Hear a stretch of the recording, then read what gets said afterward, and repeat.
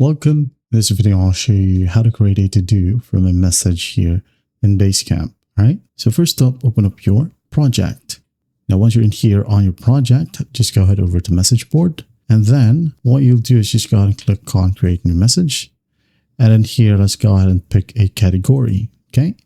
To make sure that you set this one as to do, so that people can easily distinguish that it is a task, all right, or a to-do that needs to be done right here under your message section, okay? Click on edit categories and then add a category, maybe add in some cash icon and name it to-do. Click on the check mark and it's now added. So let's just go ahead and make sure that it is selected.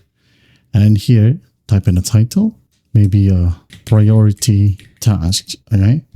And then once done, start typing the tasks or to-dos for this message, okay? Let's say you're going to go ahead and add in some bullets. Now maybe buy coffee, buy TV, buy cell phone, like so, buy car. And then if you wanted to add in some maybe attachments, okay? Click on the paperclip icon. And if you want to send them some list, maybe this one right here, just hit on open.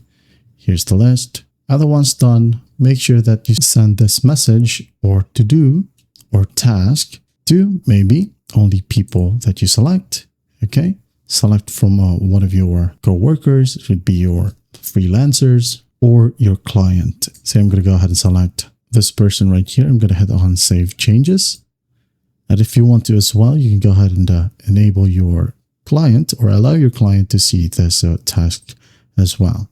And then once that's done, just hit on post this message, wait for it. Now it's live. All right.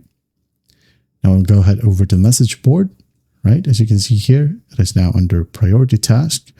And if you want to pin this, click on it, click on three dots and just hit on pin. There you go. Go back to message board and there you have it.